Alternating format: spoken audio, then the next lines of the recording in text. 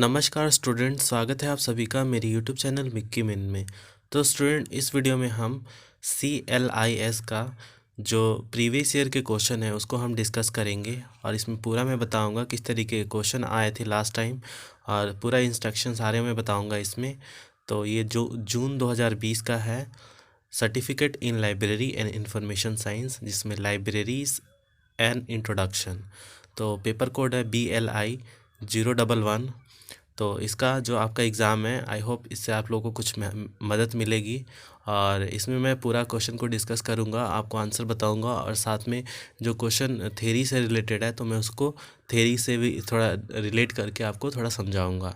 तो इससे क्या होगा, आपको अच्छे से समझ में आ जाएगा और किस तरीके के क्वेश्चन आएंगे वो सारे क्वेश्चन मैं आपको साथ साइड बाय साइड बताता जाऊंगा और साथ में कुछ होमवर्क भी दूंगा। आपसे रिक्वेस्ट है कि प्लीज़ करके कमेंट बॉक्स में ज़रूर कमेंट करें अगर आप पढ़ रहे हैं, CLIS का स्टूडेंट है तो चलिए स्टार्ट करते हैं आज का लेक्चर। टाइमिंग देखिए, 2 घंटे का टाइम रहेगा। इसमें मैक्सिमम जो मार्क्स है 50 नंबर का। यहाँ पे क्वेश्चन आपको 50 क्वेश्चन भी देखने को मिलेंगे, प्रति एक क्वेश्चन 1 मार्क्स का होगा।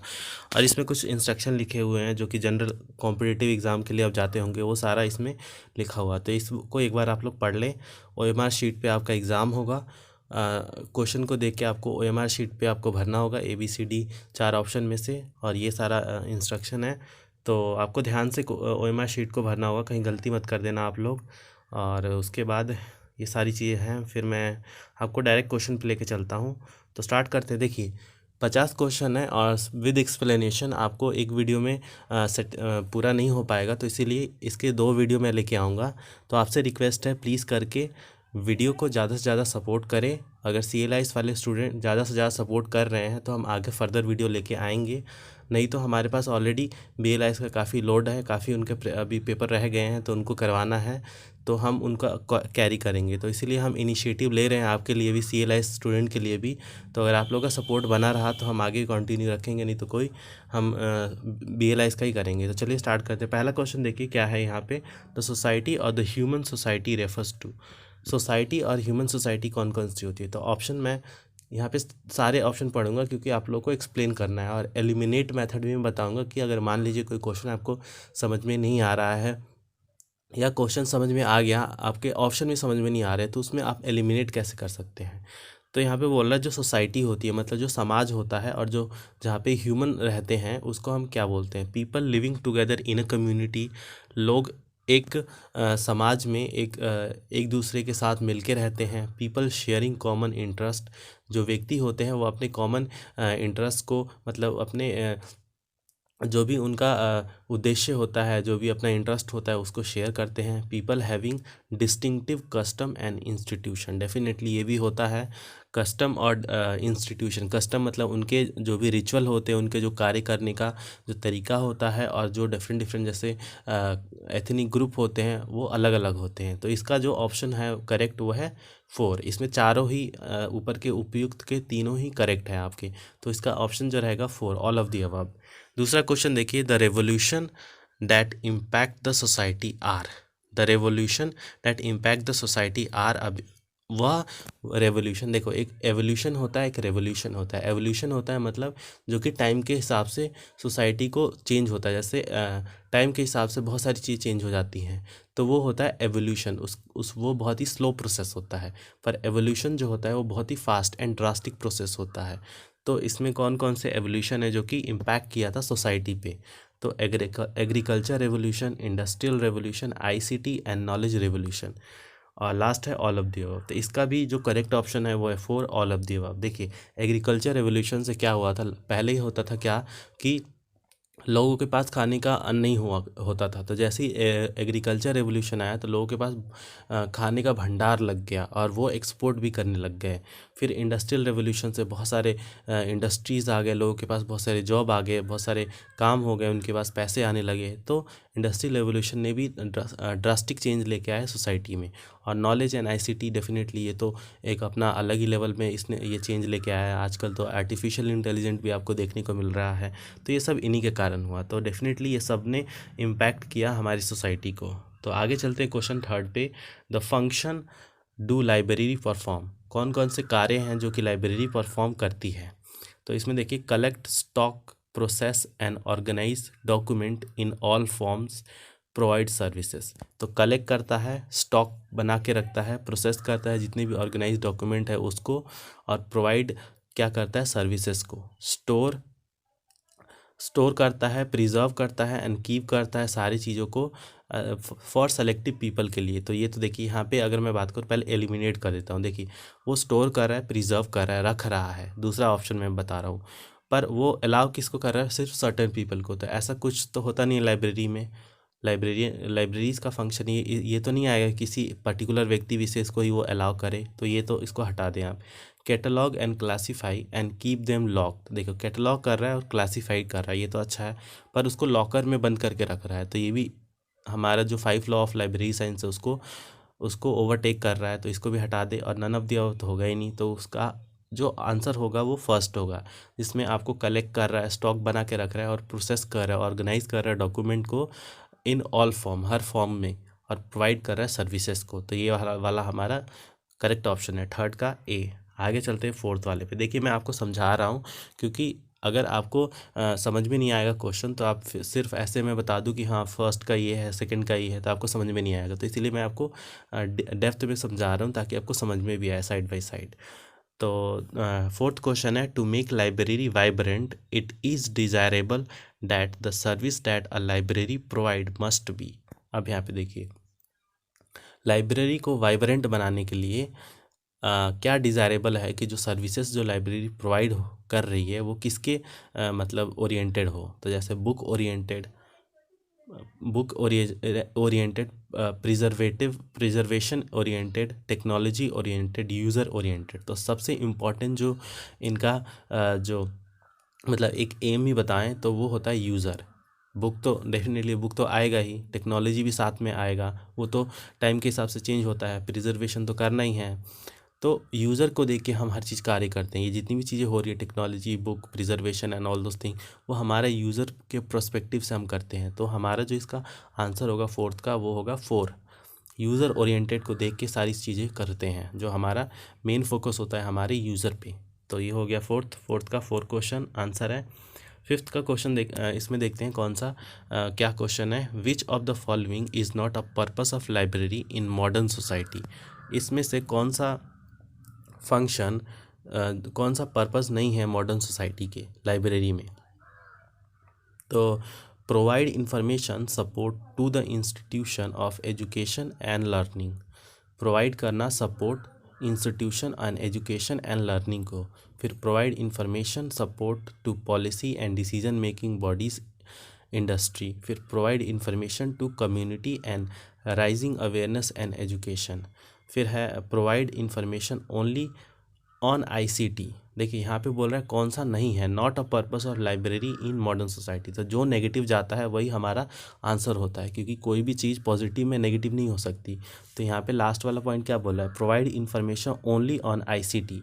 सिर्फ आईसीटी को ही प्रोवाइड करेगा नहीं, ये सबको प्रोवाइड करेगा। तो ऊपर वाले जो हैं जैसे कि लर्निंग प्रोवाइड करता है, एजुकेशन प्रोवाइड करता है, डिसीजन मेकिंग इंडस्ट्री में ये सपोर्ट करता है, फिर यहाँ पे community raising and awareness education में। तो डेफिनेटली ये सारे फंक्शन है हमारे मॉडर्न लाइब्रेरी के, जो कि हमारे सोसाइटी में पर्पस सर्व करता है, बट ये लास्ट वाला नहीं करता। तो ये हमारा आंसर हो गया। आगे चलते हैं सिक्स्थ क्वेश्चन पे।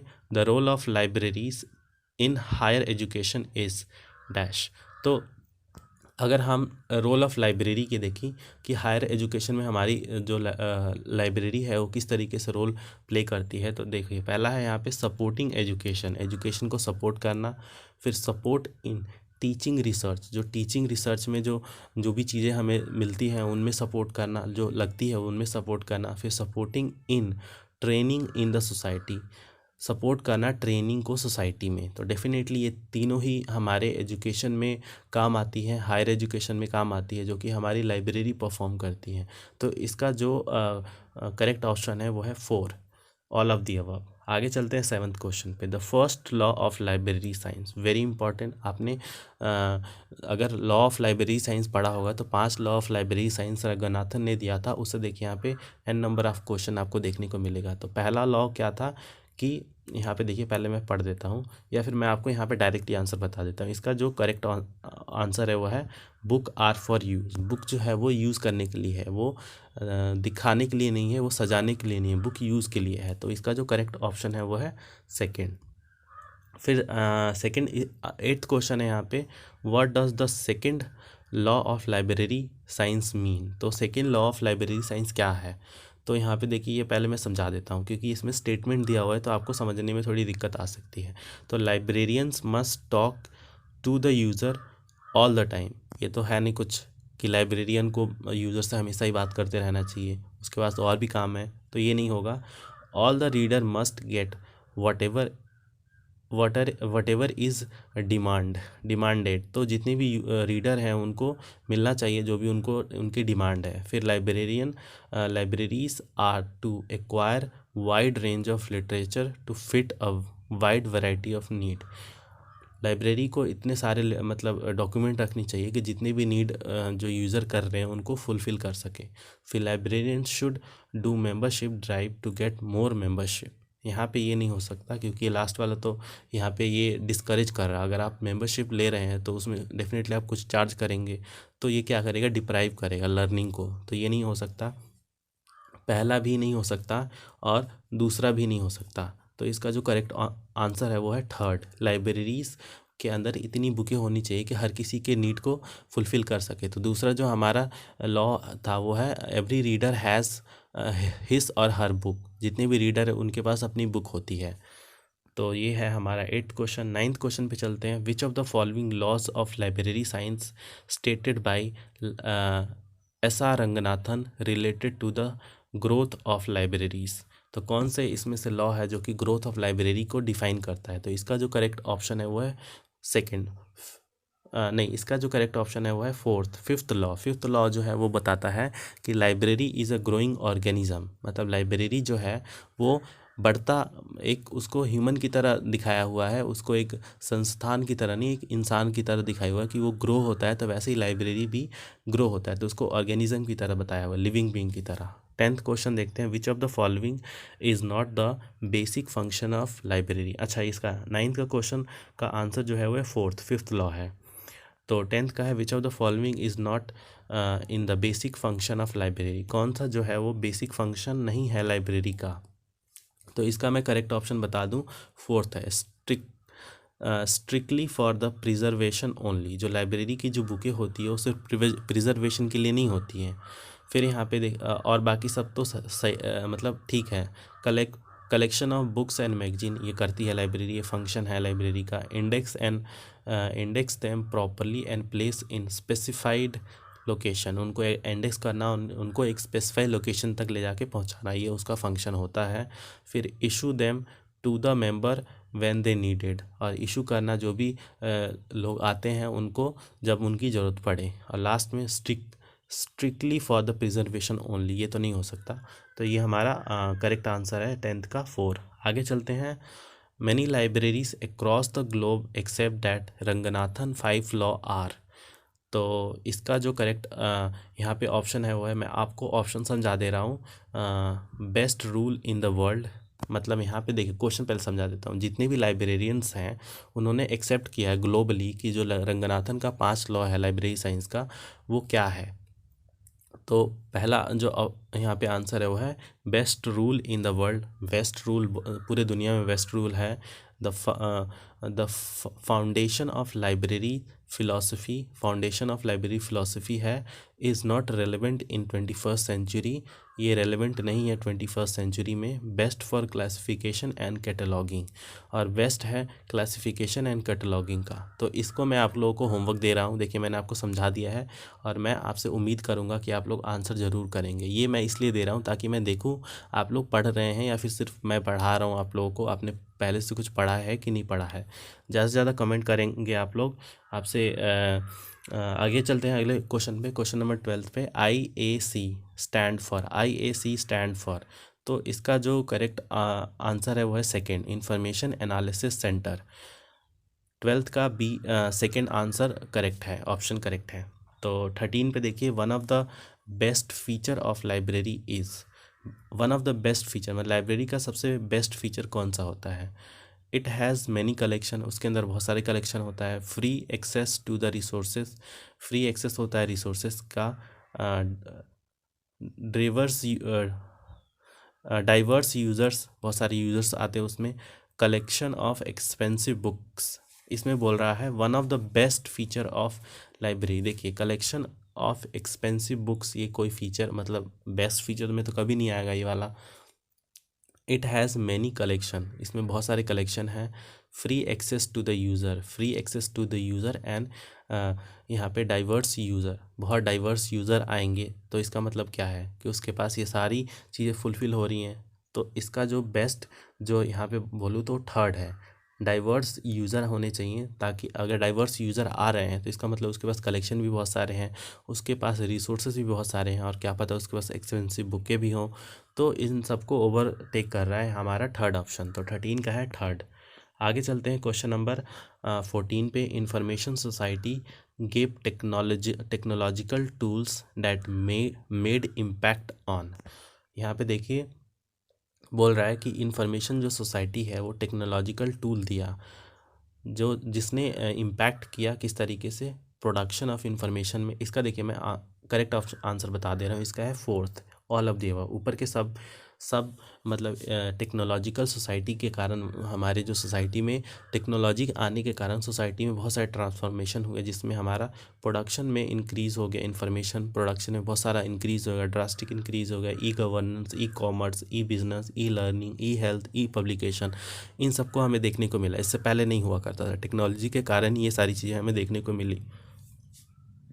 फिर आगे देखिए यहाँ पे लाइब्रेरी 15 क्वेश्चन पे, libraries today play several different role, different societal role like. अब लाइब्रेरी जो है आजकल आज की दुनिया में देखें तो डिफरेंट सोसाइटियल रोल प्ले करती हैं, तो कौन से हैं? Building community access to learning resource, information literacy, computer literacy and tutorial services. तो यहाँ पे देखें तो इसमें भी जो फोर्थ ऑप्शन है वो करेक्ट है हमारा। ये सारा जो कार्य है वो लाइब्रेरी आजकल प्ले करती हैं, आपको वहाँ पे हर चीज़ देखने को मिलेगा। तो ये सारी चीज़ें आपको देखने को मिलेगी लाइब्रेरी में। इंफॉर्मेशन लिटरेसी भी आपको वहाँ से मिलती है। फिर आगे चलते हैं 16 क्वेश्चन पे। The staff recruited for the purpose of position at different level of library management is grouped under 3 classes. ये क्वेश्चन आपको मैं दे रहा हूँ होमवर्क के लिए, क्योंकि ये बहुत स्ट्रेट फॉरवर्ड क्वेश्चन है, मतलब क्वेश्चन है और इसके आंसर भी बहुत स्ट्रेट फॉरवर्ड है। देखिए मैं क्वेश्चन समझा दे रहा हूँ कि जो स्टाफ हम लोग रिक्रूट करते हैं लाइब्रेरी में, अब अगर आप लाइब्रेरी में गए होंगे, लाइब्रेरियन है तो लाइब्रेरी के कोर्स करें तो डेफिनेटली आप लाइब्रेरी में विज़िट किए ही होंगे। तो उसमें जो जैसे हायरार्की होता है ना, जैसे कि आप स्कूल की बात करें तो हमारे पहले क्या होता है, पहले मैनेजर होता है, वाइस प्रिंसिपल होती है, वाइस प्रिंसिपल, मैनेजर, तो ऐसे हायरार्की होता है। तो वैसे ही जब लाइब्रेरी में जो हमारे जो स्टाफ मेंबर होते हैं उनके किस तरीके से हायरार्की होती है, तो उसका यहाँ पे ऑप्शन आपको बताना है। क्वेश्चन नंबर 16 का यहाँ पे आंसर आपको करना है कमेंट बॉक्स में। चलिए 17th पे चलते हैं। Who are the professionals in context of library. Library के अगर कॉन्टेक्स्ट की बात करें तो प्रोफेशनल्स कौन कौन से होते हैं, तो यहाँ पे देखिए इसका मैं आंसर बता देता हूँ। सेकंड है आपका correct answer. Librarian who have acquire not less than PhD degree in library and information study. देखिए प्रोफेशनल कौन होते हैं, प्रोफेशनल मतलब उसमें मास्टरी क्या रखा होता है, उन्होंने इतना उनके पास नॉलेज होता है उस फील्ड से रिलेटेड कि उनको प्रोफेशनल बोला जाता है। तो डेफिनेटली अगर उन्होंने सिर्फ ग्रेजुएशन किया है या फिर सिर्फ कंप्यूटर डिग्री लिया है तो उनको हम नहीं बोलेंगे प्रोफेशनल। तो डेफिनेटली हमारा जो करेक्ट ऑप्शन है वो है हमारा second, librarian who have acquire not less than PhD degree in library and information study. तो आगे चलते हैं क्वेश्चन नंबर 18 पे। Special libraries are intended to serve a particular institution that have a specific roles to play and they were there for mainly. देखिए special यहाँ पे बोला है स्पेशल लाइब्रेरी जो इंटेंटेड मतलब उसका जो उद्देश्य क्या है, सर्व करना पर्टिकुलर इंस्टीट्यूशन को, that have a specific role to play, उनके पास स्पेसिफिक रोल होता है प्ले करने के लिए, and they were there for mainly one subject oriented, एक सब्जेक्ट ओरिएंटेड होता है, many subject oriented. Special library की बात करूँ तो वो सिर्फ एक सब्जेक्ट पे फोकस करता है। जैसे अगर मेडिकल की लाइब्रेरी है तो मेडिकल के मतलब सब्जेक्ट पे ही फोकस करेगा, वो सोशल साइंस या फिर मैथ्स के सब्जेक्ट पे नहीं जाएगा। तो इसका जो करेक्ट ऑप्शन है वो है हमारा first, one subject oriented. Many subject तो होगा नहीं, मिक्स भी नहीं होगा, तो ये सब नहीं होगा। तो इसका करेक्ट आंसर वन है। 19th पे देखते हैं, which is one of the main objective of Indian library association. Indian library association का मेन ऑब्जेक्टिव क्या है? Distributing funds, making library rules for university, promoting library movement in the country and building relationship with the library। देखिए, Indian library association का कौन कौन सा जो objective है ये आपका, ये भी मैं आपको दे रहा हूँ होमवर्क के लिए। देखिए, जो स्ट्रेट फॉरवर्ड क्वेश्चन है वो मैं आपको होमवर्क के लिए दे रहा हूँ, जो थोड़ा डिफिकल्ट है उसको मैं खुद ही बता दे रहा हूँ। तो प्लीज़ करके इसको भी कमेंट करिए। तीसरा आपका होमवर्क है। तो चलते हैं 20th पे। Academic library are those that serve student in. देखिए, एकेडमिक लाइब्रेरी जो होता है वो क्या कार्य करता है, मतलब कौन कौन से स्टूडेंट को सर्व करता है। डेफिनेटली इसका जो आंसर होगा वो 4 होगा, क्योंकि कॉलेज में भी, यूनिवर्सिटी में भी, स्कूल में भी होता है एकेडमी, एजुकेशन से रिलेशन। तो ये हो गया इसका फोर्थ ऑप्शन। फिर यहाँ पे देखिए 21st क्वेश्चन को देखते हैं, 21 नंबर का question. The purpose of dash library is to support the school curriculum and to support the research in of the university faculty and student. तो इसका भी जो करेक्ट ऑप्शन होगा वो होगा थर्ड, एकेडमिक लाइब्रेरी, जो ऊपर हमने पढ़ा था। ये इसका कौन सा स्कूल एंड यहाँ पे यूनिवर्सिटी आ गया, तो ये एकेडमी से ही रिलेटेड होगा। तो इसीलिए हमारा इसका जो करेक्ट ऑप्शन है वो है थर्ड, एकेडमिक लाइब्रेरी। फिर 22nd का देखते हैं। Due to the application of ICT fund, ICT libraries are dash their housekeeping services. यहाँ पे बोल रहा है कि ICT फंडामेंटल के कारण, एप्लीकेशन के कारण लाइब्रेरी जो है वो क्या किया उसने, ऑटोमेशन हो गई, डेवलपिंग हो गई, डिस्कवरिंग हो गई, एक्सपेरिमेंटिंग हो गई। तो अपने हाउसकीपिंग सर्विसेज को, तो देखिए एक्सपेरिमेंटिंग तो नहीं होगा, डेवलपिंग तो थी ही ऑलरेडी, डिस्कवरिंग तो नहीं होगा यहाँ पे, ऑटोमेटिंग हो गई, मतलब ऑटोमेटेड हो गया और डेवलप भी हो गया। तो यहाँ पे जो करेक्ट ऑप्शन जो होगा यहाँ पे वो हमारा होगा ये सेकंड वाला, डेवलपिंग। क्योंकि पहले सिर्फ आउटडेटेड लाइब्रेरी होती थी जिसमें आप चीज़ों को क्या करते थे कि मैनुअल वर्क से आप डील करते थे, बट अब क्या हो गया कि उसमें टेक्नोलॉजी आ गई, तो इसीलिए डेवलप हो गए, डेवलपिंग लाइब्रेरी हो गई, ऑटोमेटेड लाइब्रेरी हो गई। तो इन दोनों का कॉम्बिनेशन है। 23rd का देखिए, dash refers to what an employees does to meet expectation attach to a job और पोजीशन। तो यहाँ पे जो क्वेश्चन है बोल रहा है कि क्या है, क्या एक्सपर्ट है जो कि एम्प्लॉय करते हैं मीट एक्सपेक्टेशन का, जो उनके जॉब प्रोफेशन से, पोजीशन से अटैच होता है। डेवलपर होते हैं, रोल होता है, या प्रोफेशनल्स होते हैं। तो ये है प्रोफेशनल का जो प्रोफेशनल वो एम्प्लॉयज़ होते हैं जो कि अपने एक्सपेक्टेशन को मीट करते हैं, जो कि उनके पोजीशन जॉब से रिलेटेड होता है। तो ये यहाँ पे हो गया फोर्थ ऑप्शन। 24th पे देखते हैं, libraries are establish for the systematic collection, organisation, preservation and dissemination of dash and information. तो यहाँ पे बोल रहा है कि लाइब्रेरी जो है वो स्टैब्लिश की गई सिस्टमैटिक कलेक्शन के लिए, ऑर्गेनाइजेशन के लिए, प्रिजर्वेशन के लिए and dissemination of what, news, discussion, dialogues या नॉलेज। तो नॉलेज हो गया यहाँ पे करेक्ट आंसर। तो 24th का जो करेक्ट ऑप्शन है वो है फर्स्ट, नॉलेज एंड इंफॉर्मेशन। फिर यहाँ पे देखिए 25th का क्वेश्चन को देखें तो, professionals are those library employees who have dash the skill and training in librarianship, who acquired, who expected, who envisioned या who market। तो इसका जो करेक्ट ऑप्शन है वो है फर्स्ट, एक्वायर्ड। प्रोफेशनल वो एम्प्लॉयज़ होते हैं जो कि एक्वायर्ड करते हैं स्किल को, ट्रेनिंग को इन लाइब्रेरियनशिप में। तो ये 25th क्वेश्चन, ऑलमोस्ट हम हाफ क्वेश्चन पे आ गए हैं क्योंकि 50 नंबर का है।